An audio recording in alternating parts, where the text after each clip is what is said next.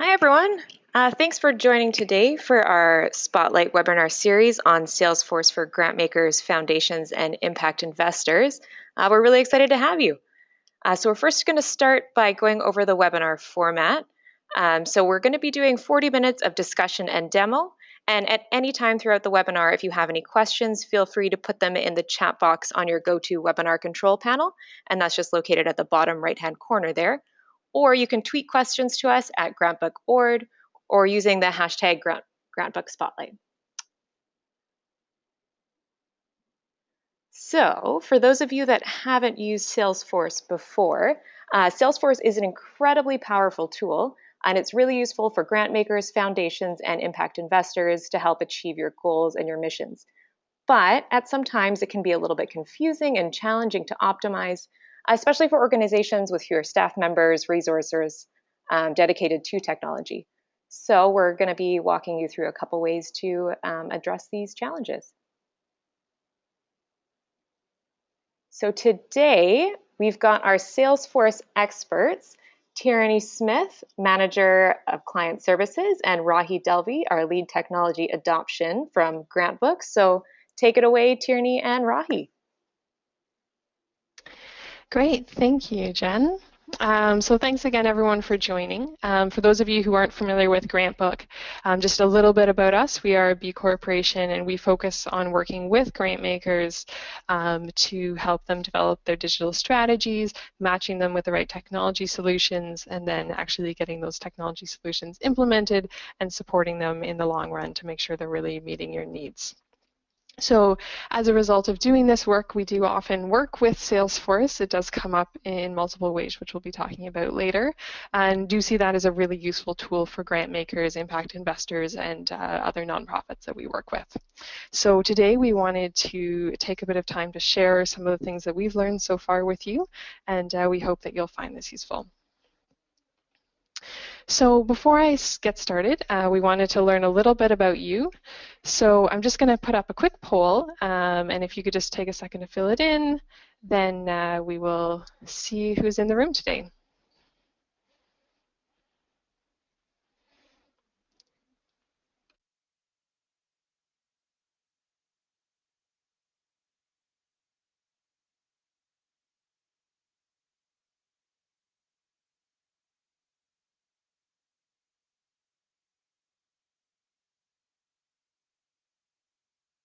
So almost everyone's voted. If you haven't yet, if you could just quickly put your votes into the poll, and then we'll share back the results with everyone.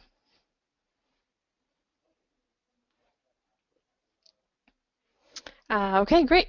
So sharing the results now.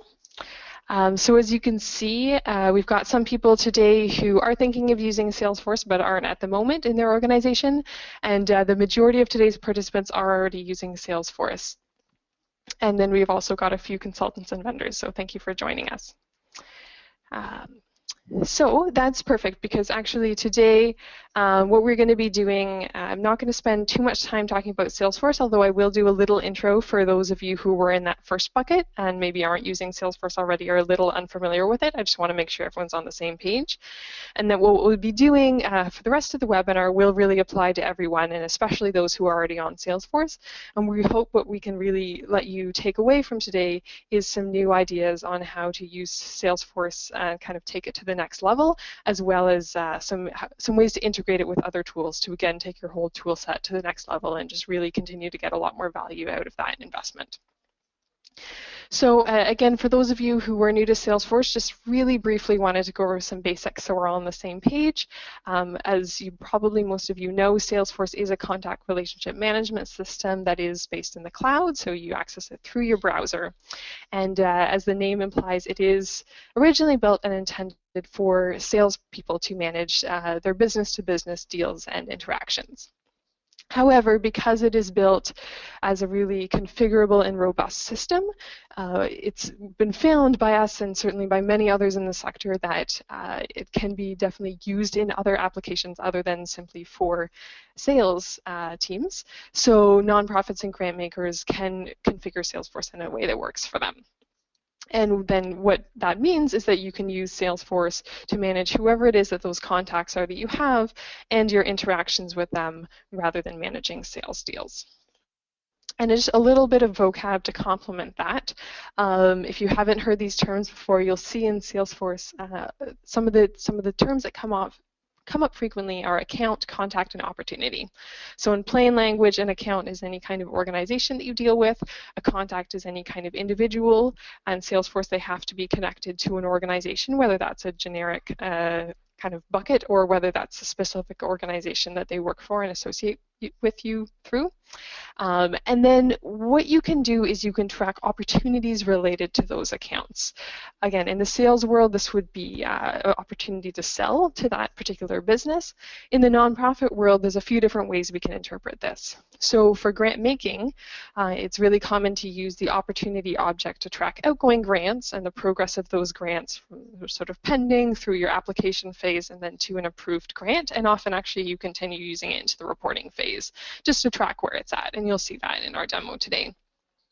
You can also use it to track incoming money, such as if you're applying for grants or if you're soliciting major gifts and sponsorships and other opportunities such as that.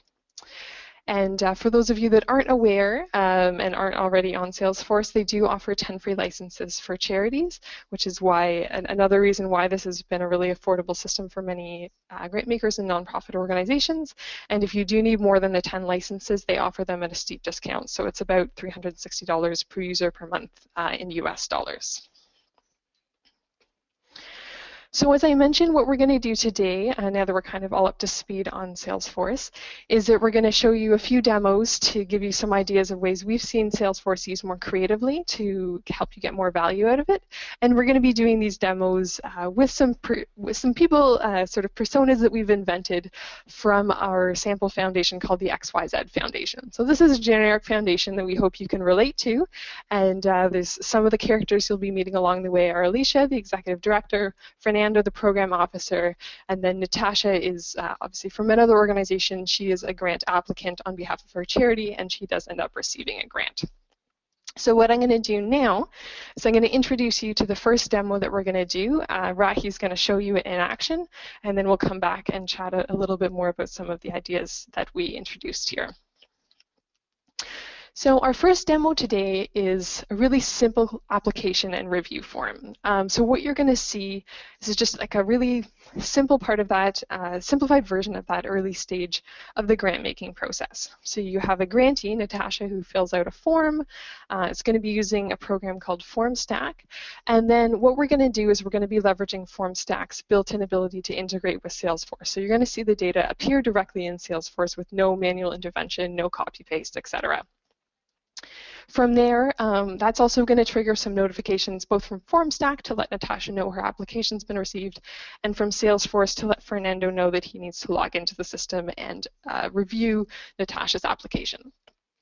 So at this point, I'm going to hand control over to Rahi, who will show you what this looks like in action.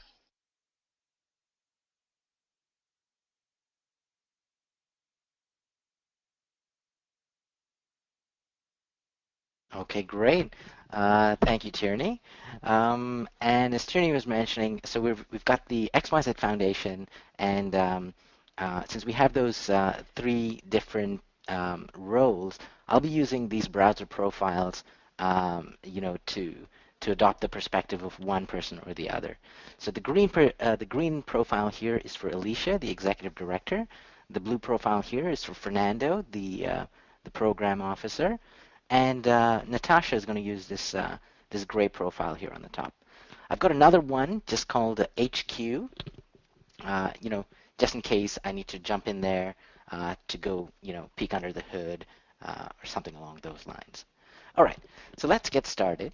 So Natasha would probably hear about the grant, at least the call for grants, maybe through the XYZ Foundation website. It's entirely possible that this is a members-only area. It's entirely maybe could be set up as a grantee portal where potential fund seekers can log in and fill out an application. In our case today, Natasha is going to come to the XYZ Foundation website, and then the XYZ Foundation is asking for a very simple simple application form essentially. So what we have here is it collects a little bit on the organization details, so just organization name and website, the applicant's name and maybe just an email for contact address, and a few other fields about the project itself. So what I'm going to do here is very quickly fill in this form. So that's Natasha's, and fill in that detail there. All right, so that's her project title. She's applying in the growth grant stream. Um, uh, Natasha works with the Blue Jam Co-op, and they also have the same website as GrantBook. But with that said, let me just put in an amount. So maybe let's say she's asking for $17,000. The project starts next month, and it actually starts at the end of this month, and it's going to wrap up sometime next year. And let's just also add an attachment, and let's just pick a demo budget and hit OK, and let's hit submit. Okay, so Natasha goes ahead and submits her application. Again, this varies from grants management systems that you're using, but in this demo, we're just using FormStack as a simple form builder. So as soon as the form is submitted, the form redirects Natasha to the page that we've set. So in our case, Natasha is basically being told, stay tuned for more information. Okay, so when Natasha goes into her email inbox, um, she's received an email that says, we've received your application. Thanks for submitting your proposal online. That's the project name. Look for an update in the next 2 weeks. But we'll do it very quickly within this hour today. Okay, so that's Natasha's piece.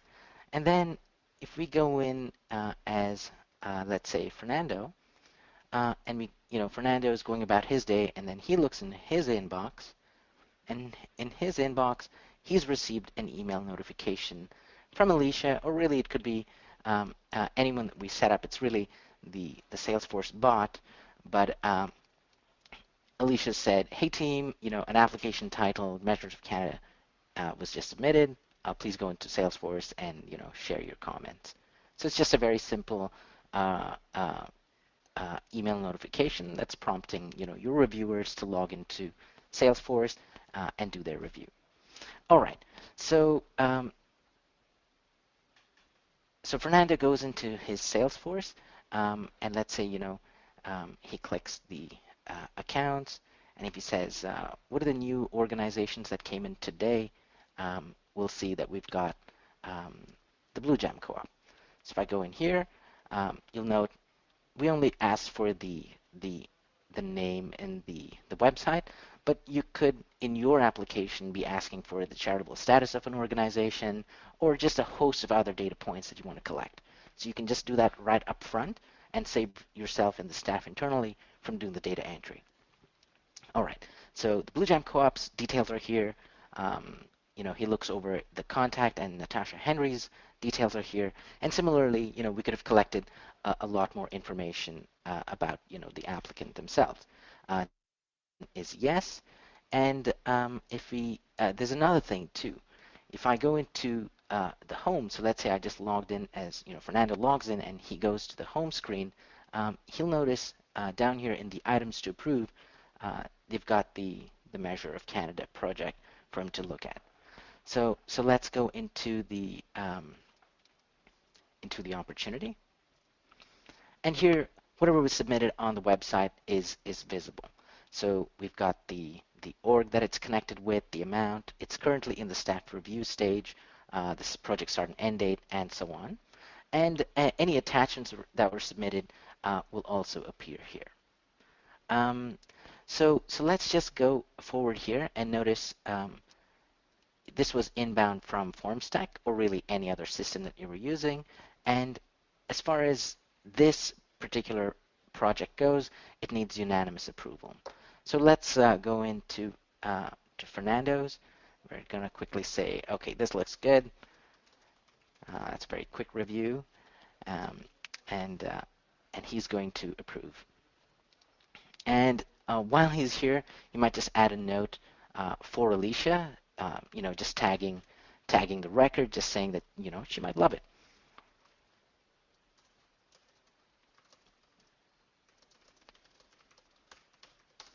OK.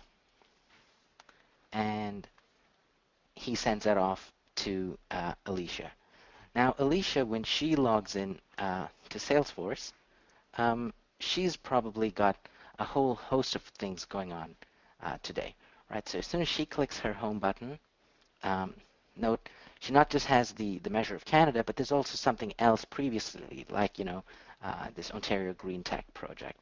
At any rate, the post that she got from Fernando that shows up here as her in her chatter feed. She can click onto this record and go into the opportunity, and then from here, she can also say, all right, this looks good. Right after she reviews maybe the summary, the high-level details. Okay, looks good, and that's approved. And if we go into our approval history, you've got the reviewers and their overall status. And this was because of unanimous approval. Now, let's say we went back to that to her homepage, and let me just tuck away all the social stuff. We've got this one here, and let's say we're going to reject this particular application. So I'm going to simply hit the budget needs work. Needs work, and let's say we rejected this particular application. So what you'll notice here is Fernando might have approved it, but almost everything looks good. But because it was set up as unanimous approval, this one got rejected. So maybe from here, Alicia could ask Fernando to re-engage with the fund seeker, and maybe ask them to revise the budget and resubmit it. So before I hand this off to Tierney, I just wanted to give you a peek behind, under the hood. So in the back end of Salesforce, there are things called approval processes that you can set up. So here's just a quick peek. So essentially, it's a place where you can do the an if this then that kind of condition. So in the case here, it's like anytime the opportunity enters the staff review stage, these are the steps that ought to happen. So it would lock the record. It would send out an email notification, the one that Fernando got earlier, and then you've got the unanimous approval required where, if both people approve it, the grant moves to the approve stage. If one of them or both the reviewers decline it, the grant is moved to the decline stage. And then, you just specify the steps. So if I go now, let's say, into Fernando's record, or really any one of the staff's records, you'll notice that we've got this one as approved. And if I reload the page, you'll notice that the stage now also says approved. And one last thing. So what we've noticed is from FormStack, the data is pushed into several places. And if we go into, let's say, our primary campaign, it's a place where we group all of the grants. Here's something where Fernando or Alicia or any staff member will be able to tell. So for instance, there's 4 different grantees with the Blue Gem Co-op as basically being recently applied. And these are the different grant opportunities that are, under consideration. So a few of them have just been approved, like the one that we just approved just now, and one was declined just a few seconds ago. So this is just to give you an idea where you're saving some time with the data entry just collected in one place, and it's just pushed into several places, and it's all linked up in Salesforce. So back to Tierney. Great. Thank you, Rahi. And certainly we didn't really show this in the demo today, but you could definitely use Salesforce's reporting and dashboard features to take that data that's automatically come in and create some nice reports and dashboards for yourself. Even having those employee-specific dashboards on the home screen could really help you keep track of what's going on. So that's definitely a few of Salesforce's cool features. The next demo we're going to show you shows how you could use a different aspect of Salesforce to continue to take the same grant through the grantee reporting phase. So the feature we're going to show you now is using workflows. And essentially workflows are a way to automate things within the Salesforce application. So it can be triggered based on a whole range of different features, and then once a workflow has been triggered, you have a few different options. So you can send an email alert to either the staff or to any email that's on the organization record. And so today we're going to see an email being sent to Natasha, the grantee, to let her know that her report, her first progress report, is due. Another thing that workflows can let you do is to automatically create tasks. So we're going to see a task being automatically created for Fernando to follow up with Natasha on several items related to this milestone of the first progress report being ready. And the third thing that a workflow can let you do is to update a field. So we haven't included this in the demo today. It just didn't really fit with the with what we're showing you. But just as an example, if you needed another field on that opportunity record to automatically change or automatically be filled in, you could do that using the same workflow rule or trigger. So I'm going to pass this back to Rahi, and I'll show you this what a workflow looks like in action. Okay, great. So, so for the workflow, again, I'm going to use two perspectives. I'm going to use Fernando, and I'm going to use Natasha's perspective. So I'll start off with Fernando because he's the one who's actually going to um, uh, move the grant over into the first progress report. But before I do all of that, I just want to again just take you again to the back end just to show you what how you actually configure this. So again, there's a section called Workflows and Approvals, and with the Salesforce Enterprise Edition, you're able to set these this kind of automation up. So essentially, the rule is, a reminder for the progress report 1 when that's due. Essentially, the rule criteria is when the stage equals progress report 1. But the criteria could be anything, right? So in other words, it could be like 6 weeks in advance of the progress report date, send out this email, or so there are a whole number of triggering criteria that you could actually use. So once you set those conditions, that those are the if conditions, and then you've got the that condition. So you've got your it's going to create 2 tasks, and it's also going to send out an email alert that's going to go to Natasha. All right, so in our demo, let's go into our opportunities, and let's go into the Measure of Canada grant. And here we are. Just before I do that, what I normally would do is, at least the program officer, they would come in here and add their progress report dates, maybe for the letter of agreement, that kind of thing. So let's just pick something in here at random while I'm here. Maybe make this at 16. And then also let me add just a little bit of record cleanup while I'm here. So Natasha's the primary. Let's say she's with the org, and let's hit save. Okay, so we've got all of this data here, and like I said, it's for today's demo. We're moving it very manually from one stage to the next, but this could be automated based on like dates and things like that. So here, so let's move this into the first progress report, and let's hit save. All right, and now let's go in and have a look at what Natasha received. So if I go into Natasha's email, she's got an email from Fernando. So it says, reminder of progress report due, and this is an email directly from Salesforce, and you can brand it to, I mean, you have some liberty in terms of how you customize it, but essentially it's here it's like, hey Natasha, it's been a couple months since your project's been underway. We'd like you and your team to submit your report here. Now this link could take it to back into a grantee portal where the grantee would actually log in and submit their report, or in our simple setup, it could link to another form, where the grantee might submit, and then you basically any tips or anything that you'd like to send along the way. So so that's what Natasha received automatically. So let's archive this, and let's go into Fernando's view again. And if I go into Fernando's view, what you'll notice is we've got 2 open activities. So we've got the, so he's prompted to follow up with Natasha and give her a call and provide input on the progress report. Maybe that's optional, but nonetheless it's here. And maybe also to confirm if the payments were received or the payment related to. So the thing is, this is just an example of what's possible. You could this is somewhat arbitrary here, but it just gives you a lot of things you can work on as far as these workflow rules. So back to Tierney again. Great. Thank you, Rahi.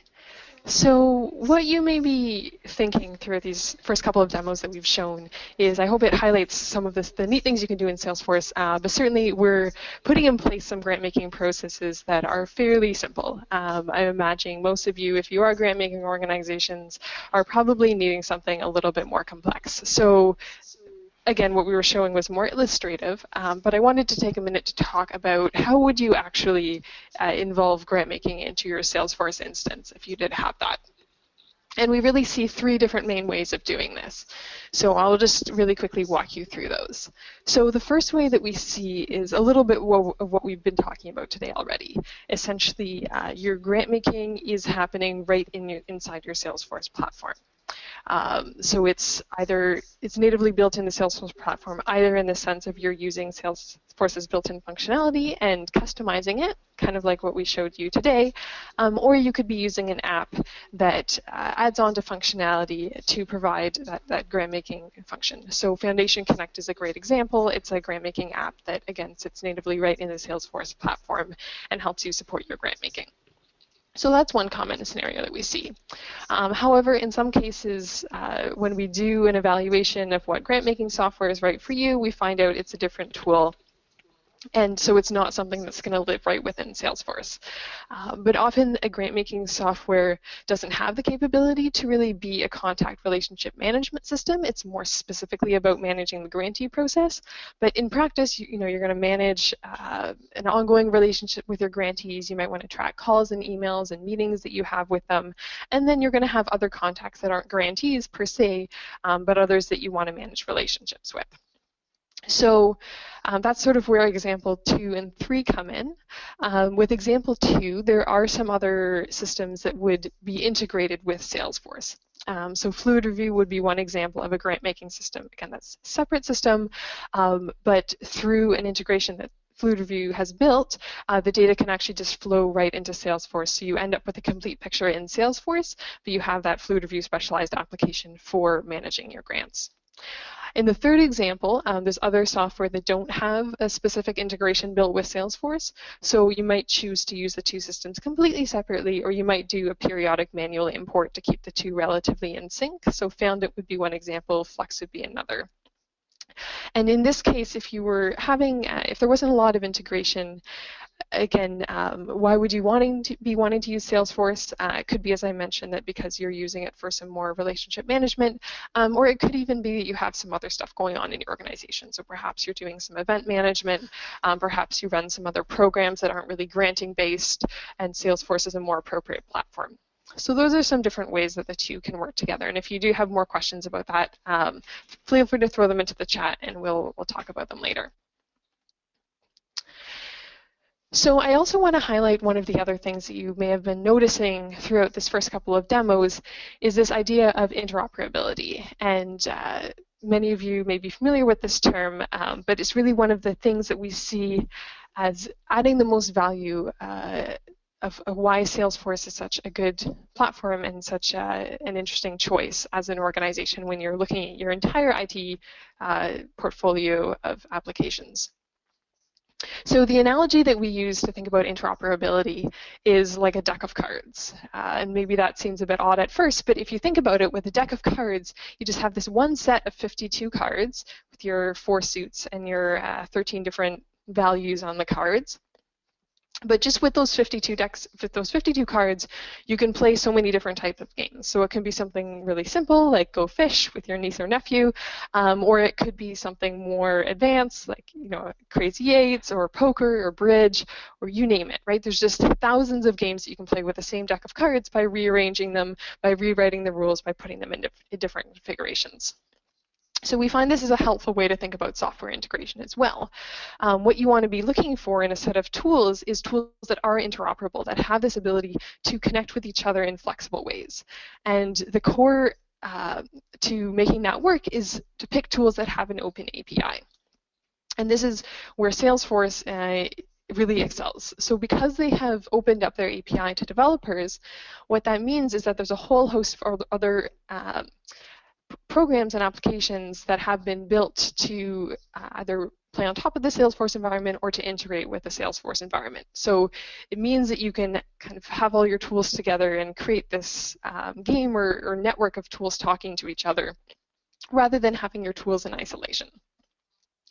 So specifically, many of the applications that integrate with Salesforce are shared in the Salesforce App Exchange, and this is the place that Salesforce has made for developers to put the apps that they've built that work with Salesforce. Some of them are paid, some of them are free. I know that's always a consideration with grantmakers and nonprofits, and the tools that we're talking about today kind of vary. Some of them are paid, some of them are free. Let us know if you want information about specific ones. So a few of the examples of apps that you might find in the Salesforce App Exchange. One type that we find is apps that add new functionality or additional functionality onto Salesforce itself. So this could be something really complicated, like Foundation Connect. So Foundation Connect is an application that you'd install on top of Salesforce, and it makes the whole thing into a grants management system. So that's quite complex. A simpler example would be a tool like Conga Composer. So in Salesforce, you can generate mail merge documents one at a time. A tool like Conga Composer will let you do that in bulk. So it could, again, save you a lot of time. It actually has a whole bunch of other features, too. It's a neat little tool. Another thing that you'll find in the Salesforce App Exchange is apps that will stream and simplify your tasks in Salesforce, so really just to make your life easier. So for example, if you have a lot of leads come into your system, you can get an app that will help you convert the leads in bulk instead of having to do it one by one. Or if you're trying to look at a lot of record at once, you can get an app like GridBuddy that will help you see all of your Salesforce data in a grid and edit it in line instead of having to run a report or to open one record at a time and have a lot of clicks. So those can be really helpful. And then the third type of Salesforce apps that we see is ones that connect Salesforce with other tools. So a couple that we're going to show you in a later demo today are apps that integrate with Eventbrite and MailChimp. So the apps let the data basically flow from one tool to the other, so you can have a more complete data set. There's also other apps that there's also other tools, that do integrate with Salesforce that don't have apps in the App Exchange. For example, FormStack and Fluid Review, again, have integration, but you don't actually need to install an app in your Salesforce. So it's not limited to what is actually in the App Exchange. And really what this lets you do is it means you can integrate tools that are specialists. In other words, you can integrate tools that are really the best at what they do and make them work together rather than having to pick one tool that does everything but maybe not as well. So tools like Eventbrite that are really great for event management and FormStack that are really great for form building and MailChimp that's really great for sending out mass emails, you can just use those tools and then integrate them with Salesforce rather than having to specifically find Salesforce or another CRM that will do that all in one place. And it means you can also swap them out. So if one day you decide you don't really like MailChimp anymore, but there's another mass broadcast email tool that also integrates with Salesforce, you can kind of swap that one out with less difficulty. So again, that's that deck of card analogy. A couple other apps, you're going to see Cirrus Insight in the very next demo, and that's for integrating your email with Salesforce. And one other one I want to mention that we're not going to demo today, but I think is really interesting to know about are tools like Zapier. There's also similar tools in this space, such as Workato, CloudHQ, If This Then That, and others. And what these tools do is they create integrations where no developer has specifically written an integration for those tools. So let me give you an example. On this webinar, we use GoToWebinar as our webinar platform, and we use Salesforce to manage our contacts. So we want to know in Salesforce, like at our GrantBook Salesforce, who is attending this webinar, and we want that recorded on their profile. But there's no integration for GoToWebinar in Salesforce, not in the App Exchange and not provided by Citrix, the maker of GoToWebinar. So normally you think we might be a bit up the creek, but thank goodness there are apps like Zapier out there. And so what that does is it kind of provides that middleman piece to pull the data out of GoToWebinar or any system where we define the rules and put the data into Salesforce. So these apps might have a little bit less flexibility than a purpose-built integration for a tool, but they can be really handy if there's no other way to get the data from one place to another. So hopefully that gives you an idea of some of the ways you can integrate Salesforce with different tools. And to further that, we're going to show you a demo coming up now with specifically the tool that I mentioned called Cirrus Insight. So of the apps that we've tried for integrating email to Salesforce, this one is really our favorite so far, and it works on a range of different platforms, including both the Google and the Microsoft platforms, which makes it really appealing for a lot of our clients. So essentially what you're going to see today is how, as Fernando replies to, in this case, one specific email from Natasha, but in general he just manages his relationship with her and other grantees, how he can use Cirrus Insight right in his inbox to look up information and to log interactions he has without having to open his browser, go to Salesforce, which, let's be honest, is a few extra clicks, not always going to happen. So this is going to make it more likely that your data can stay up to date just by putting the information where it's needed. So handing this off to Rahi right now, and he can show you what this looks like. Okay, terrific. All right.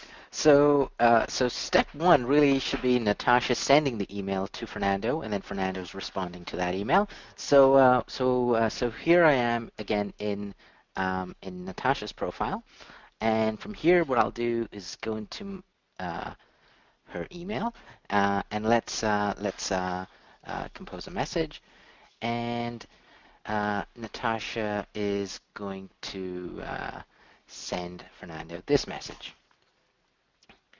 So actually, you know what? What I'll do is maybe just respond to the message that that came out earlier, which is the reminder of progress report.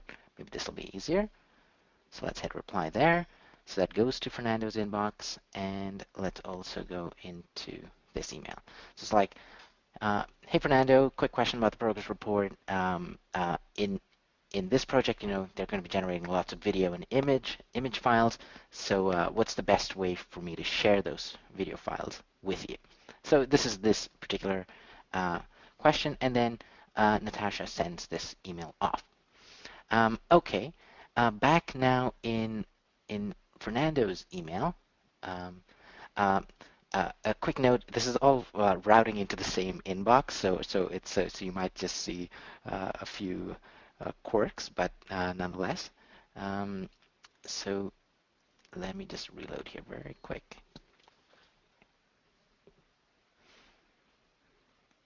And the email hasn't yet arrived. That is a bit strange. Let me just see if there's... okay, so let's go with this email here. Okay, so it's, hey Fernando, quick question. So that's the email, and now let's say Fernando is actually going to reply to this email. So he hits reply.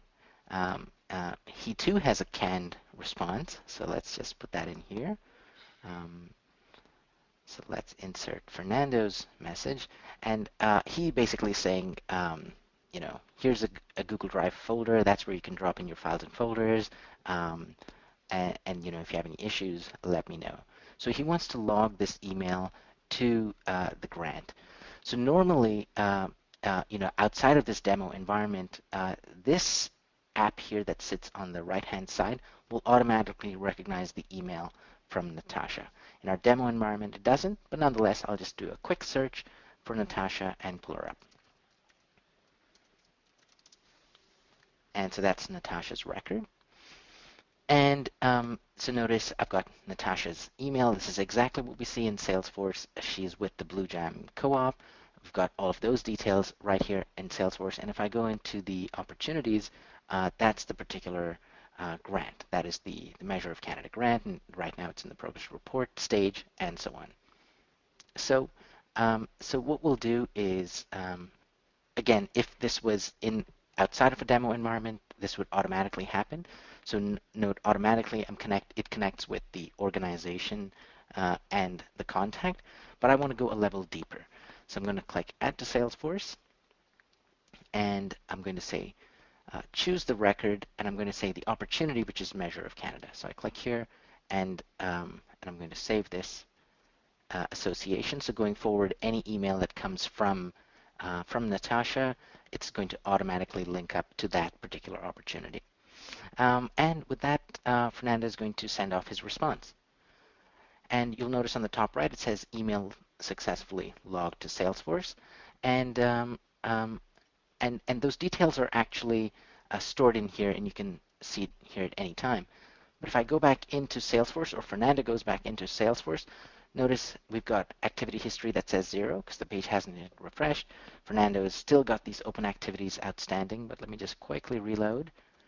And what we see is we've got activity history 1, which was the progress report due, that particular response.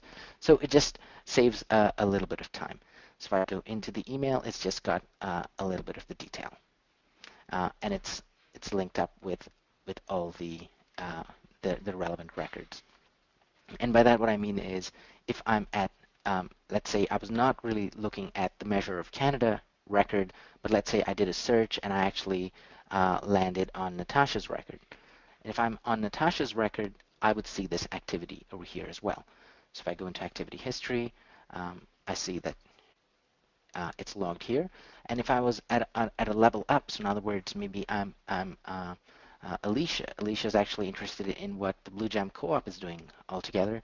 So what Alicia would do is simply go into the accounts. Actually, we've got Blue Jam Co-op right here in our recent items. So if I go there, Alicia also sees not only these open activities that Fernando needs to do, but the activity that was actually done, which is the progress report due. So, so that's just a quick primer on how to use Cirrus Insight. Cool. So at this point, we're almost, we've got one more demo for you. And before we share with that last demo, I'm going to give Rahi a minute to set it up. And while we're doing that, I wanted to share with you our, say, top 4 Salesforce myths. And basically what we thought is Rahi and I asked ourselves, when we were starting off with Salesforce, what is it that we wish we knew? And based on what we know from working with clients, again, what do we sort of see they wish that they knew at the beginning of their Salesforce implementation? So for those of you that are new to Salesforce, hopefully this will help you take the right start from the beginning. And for those of you that are already on Salesforce, hopefully this will resonate and maybe will be of interest as well. So one thing that we often find is that Salesforce really is a project that does need some time, dedicated time and resources.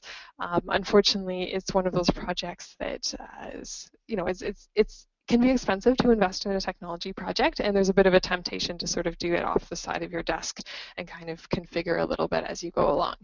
But in our experience, that isn't very successful, and this is both from Rahi and I being at GrantBook and using Salesforce, as well as in other organizations that were implementing Salesforce. So just seeing that if you don't really dedicate those time and resources, whether you're going to do it in-house and someone's trained up and has dedicated time, or whether you're going to work with an external party to help you implement it, it's probably not a project that's going to go anywhere, or it does go somewhere and you start using it, but it's not really configured well to meet the needs of your users, and as a result, it doesn't get adopted. So that's a big challenge with Salesforce is adoption, and certainly adoption is very much helped by having Salesforce really meet the very specific needs of the people that are using it. If you are interested in learning more about adoption, actually the webinar we did in September was all about technology adoption, so I highly recommend you go check out the recording if you haven't seen that one already. Another thing that we hear a lot is just there's a lot of optimism at the beginning of any new project that Salesforce or any other system will meet all your needs. So we just want to be upfront and say Salesforce is super powerful, but is not perfect. As you dive in and explore some of these features we've talked about, some of these integrations, you will find that it's not perfect. You will run into some of these quirks. A particular challenge is data management, and then keeping your records deduplicated or finding the right strategy if you need duplicates for some reason, finding an effective way of managing that. Not going to lie, that really is just a challenge at this point with where the Salesforce data model is at. So just go in with your expectations set that there will be those kind of challenges you need to work through. Similarly, as you start to learn Salesforce, we really recommend you do get some basic training or orientation. I don't know if some of you have hopefully are able to follow the demos and us clicking through all the different pieces of Salesforce. But you'll probably notice there's a lot of customized Salesforce terminology, a lot of just understanding what is the basic data model, what are these objects intended to do, or if you're not familiar with it, how are databases set up in general. So there is a ton of Salesforce information out there on the internet, but we find it's not too comprehensible unless you have some of this basic understanding in place. And there are some free admin courses out there you can use to get some of this information, at least as a starting point. Lastly, one of the things, perhaps for those of you that are a little bit more into your Salesforce project, we know people that are using Salesforce but are still really relying on data being added kind of one at a time manually by staff, because the idea of actually doing things in bulk feels pretty scary. And we totally understand that, but we also want to say, you know what? Once you do take the time to learn it and really practice it, you can really master doing data imports, and it really does save you a lot of time. So if you have a Salesforce dedicated administrator at your organization, which we recommend if you're kind of any size of organization, at least like a kind of, I'm going to say 10 people or over that have a Salesforce admin at least, we do recommend, that are using Salesforce, we do recommend you probably have some dedicated staff that know about how to use Salesforce. So taking the time to learn how to use a tool such as dataloader.io or another tool that does data imports. Again, there's some really good tutorials out there online that we can point you to if that's something you're struggling with right now. So hopefully that also provides a bit more helpful information. Now, as I promised you, our last demo that we're going to do is one of the more advanced demos. So this idea of combining multiple tools to give you workflow. And in this case, what we're going to do is start with an event that we're running. It's going to be hosted and have all the event registration managed in Eventbrite. And then we're also going to make use of MailChimp in order to invite our attendees. So that's going to involve adding the grantees to a campaign, using the some of MailChimp's features to add the campaigns to a list in MailChimp or a segment. We're going to send it, track the opens and clicks through all of MailChimp's functionality. And then we're going to see back in Salesforce as the grantees sign up for through Eventbrite, and that information gets routed back into Salesforce. So at the end of the day in Salesforce, we have a full picture of which of our grantees attended. So I'm passing this along to Rahi right now to show you a bit about what this looks like in action. Okay, great. All right, so this one is a bit of a more complicated demo, so fingers crossed that it works. And with that said, I'll be bouncing around again a bunch of profiles, and I'll also be jumping into the HQ profile just to show you a few pieces over there as well. Okay, so let's start off with maybe Alicia's profile. So Alicia is here, and it's time now for, let's say, a time to host a networking event. And so Alicia basically wants to get the ball rolling.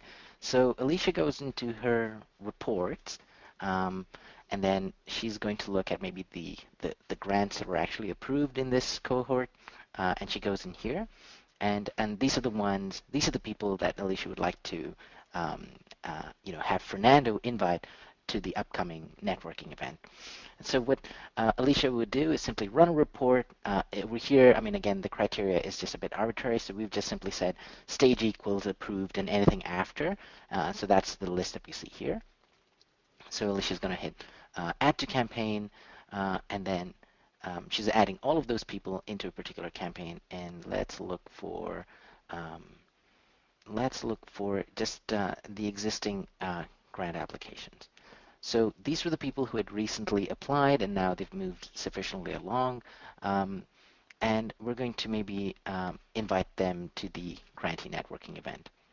So I'm going to put that in here, and I'm going to override their previous recently applied status or whatever other status they were that they were assigned to. So we add them into the campaign, and done.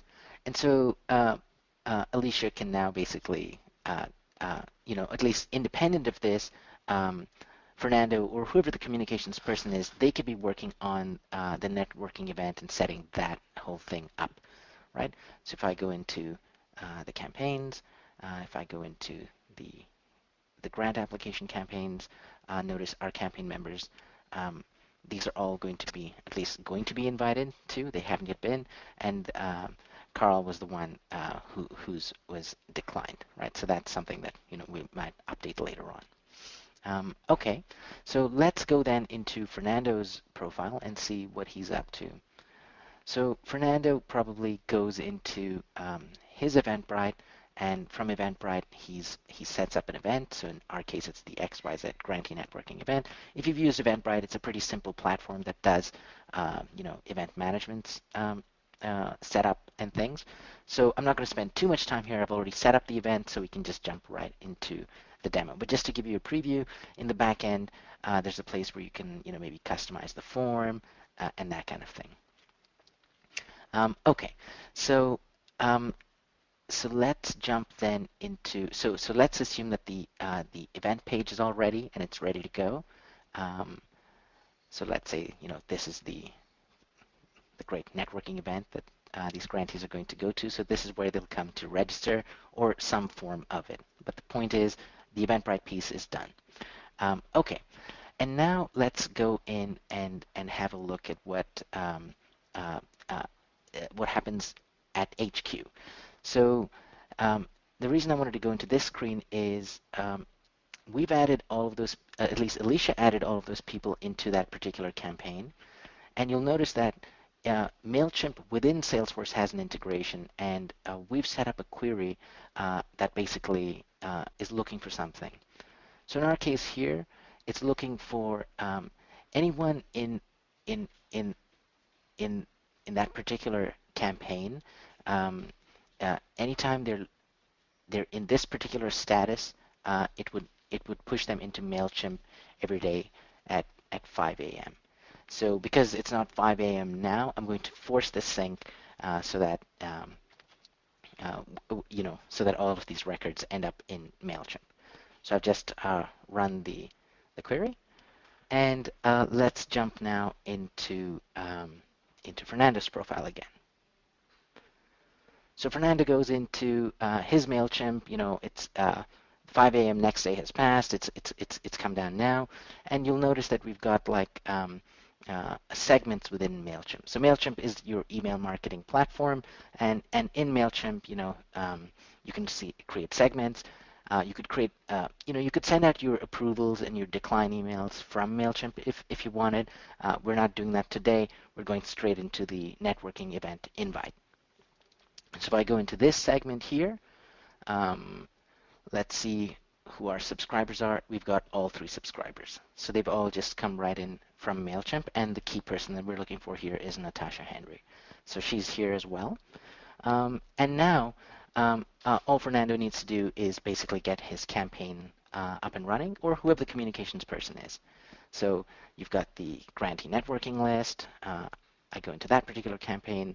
We're sending to a particular segment, which is to the networking invite.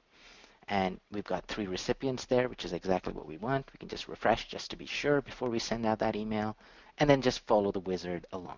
So you just go through next, next, next, and all the way we go. So let me try and rush through this. But you get the idea. So you could use not just MailChimp, but it could be any third-party email marketing tool. So in our case, in case you're not satisfied with the email design flexibility within Salesforce, MailChimp and other tools basically give you lots more flexibility. So we'll hit next here, and let's hit send. All right. So we'll push that red button, and it's gone. All right. So now back in Natasha's inbox. So let's say we went back into Natasha's inbox. It might take a while before she gets it, or maybe not. Okay, let's assume that she did get the email prompting her, like to go and visit the. There it is. Okay, so you've been invited to the networking event, and then basically Natasha goes and she says, "All right, I wanna register." So she clicks here, and it takes her to the event registration page. So in our case here, Fernando, when he was doing all the setup in Eventbrite, he came and he embedded it on his website somewhere, and it's ready to go. So Natasha is an innovator, so she's going to register herself, and then she's probably going to share the link with her friends and supporters to register themselves. Okie doke.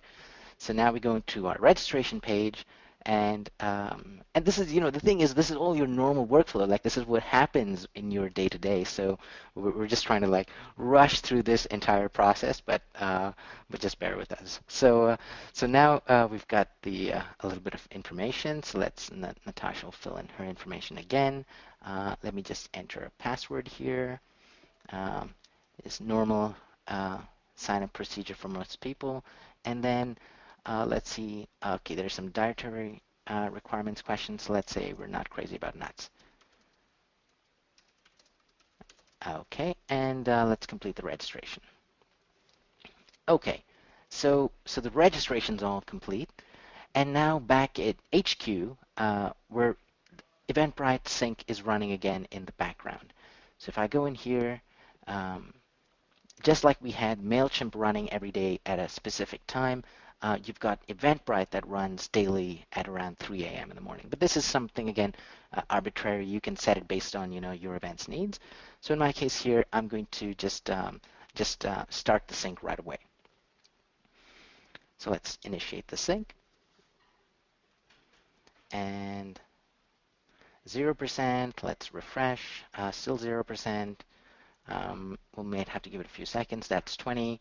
And then 99%, and it should be done. Okay, wonderful. So all the sync stuff has happened. So in other words, let's go back now. Let's say maybe as Alicia. So Alicia's here, and then it's 3 a.m. the next day. Time is just going on, going by, and so Alicia basically goes into Natasha's record. So Natasha was invited. So let her go into Natasha's record, and you'll notice in the campaign history, yeah, there she is. So Natasha was invited as far as that cohort goes, and as far as the grantee networking event, Alicia knows that Natasha is going to be attending. So that basically wraps up this entire process. I hope it was not too confusing, but the point was basically just wanted to show you how these different tools interact with each other. Okay, so high five, at least from MailChimp. Over to Tierney. Well, thanks so much. So we are actually, that was our last demo for the webinar, and I know we just have a few minutes left. So this is a great time. If you have any questions, please throw them into the chat window or tweet us, use the hashtag, etc. While you're doing that, I just want to highlight that we would love to get your feedback on this webinar. So if you could click on this link, and Jen is going to put it in the chat, or perhaps has already, to share your feedback. Please take a minute to do that right after the webinar. Let's be honest, you're not going to do it later. So just do it right now, and we'll love you forever. Thank you. As well, you can get the recording of this and the slides. It's all going to be available within probably a day or so, as fast as we can get it up on our website at grantbook.org/spotlight-webinars. So please go there. If there's something you want to review or you want to share this with someone else, go take a look. So are there any questions coming in that we can answer? This is your chance. If there was anything you wanted to hear more about, or anything you'd like us to go back and review again, we'll just wait a second to see.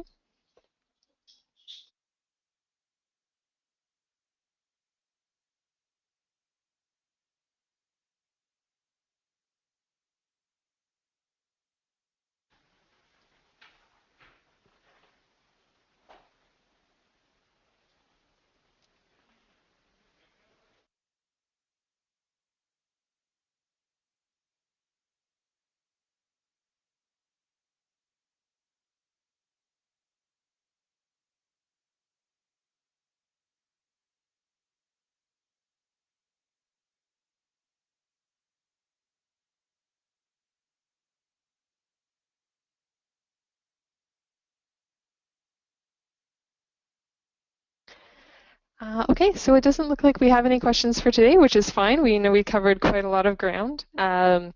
So if you do have any follow-up thoughts you want to share, or you want to discuss any of this more with us, please feel free to get in touch. You can get in touch with us on Twitter, or Anil is a great person to contact, and here is his email, anilpatel@grantbook.org. And as we said, there's our hashtag at grantbook.org on Twitter. So please feel free to get in touch, and thank you so much for joining today. Have a lovely afternoon. Bye. Thanks. Bye, everyone.